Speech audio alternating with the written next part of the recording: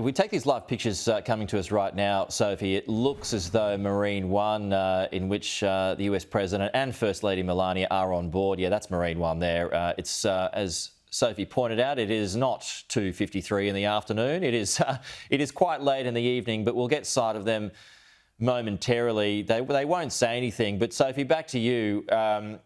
Jeffrey Epstein, I mean, how large does that name loom on this visit? Because, you know, you pointed out Mandelson there, who's been sacked for his links to Epstein. Epstein's linked to the royal family as well with Andrew, and I'm sure Andrew's going to be kept away from the US president while he's on the royal grounds. And of course, there's the links to Trump as well. He's keen to shift that conversation on whenever he's asked, but there is this press conference in Chequers, and I'm sure the British press, as well as the travelling American press pack, will be interested to see what the president's got to say about that too, right?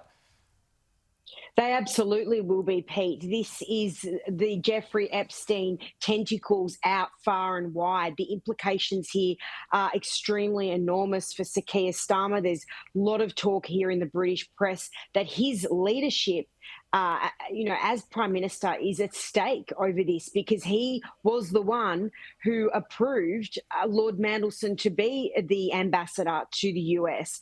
And Lord Mandelson has been sacked multiple times when he was a politician. So he has got a past where he's lost his job numerous times. This was another occasion where he's done that. And no doubt the British press here are not letting up on this, nor are the American press. So it will be a very interesting time when they do front the media. But Sir Keir Starmer is very careful with the way he manages the relationship with the US president. And some would argue he's done a very good job of that. What's the hope here, Sophie, from Starmer's point of view, you know, to wind back trade or at least get a better trade deal? There is talk that he's hoping to get some better trade deals while President Trump is here. That is part of their talks. No doubt they will really be maximising the relationship with the royal family to make sure that they flatter Trump and they make sure he has absolutely the best experience while he is here in the UK. And around Windsor Castle, Pete, there's very, very tight security. There's high fencing erected all around. This is absolutely a tight security mission, and there will be no public-facing time for Mr. Trump. He will be kept very closely away from the public. There are protesters already out, and a lot of people are not happy that he is here. So this will be an interesting state visit, but one that is very important for both leaders. Yeah, it looks like he's having a strong discussion there with somebody on board. Marine One there, and he's got this speech, as Ian Woods was pointing out when I spoke to him about half an hour ago, Sophie. He's got this speech at the banquet tomorrow night, so they might be some of his first words that we'll be broadcasting. Absolutely. I think everyone will be very interested, as they always are when Donald Trump speaks, to see what he has to say. We know that he loves the royal family. He's very fond of Britain. His late mother, was Scottish. He was only out here, as we know, Pete, a couple of months visiting Scotland to open his new golf course.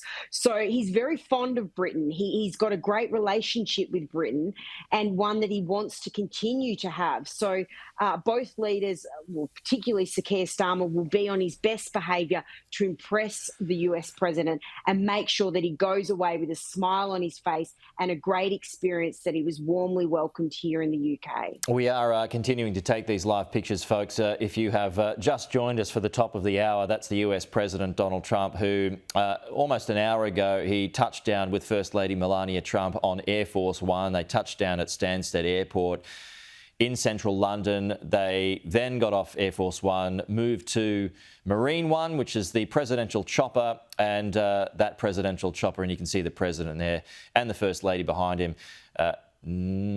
Yeah, that's Melania, I think, heading to the ambassador's residence in London, which is where they'll stay the night before heading to Windsor Castle tomorrow.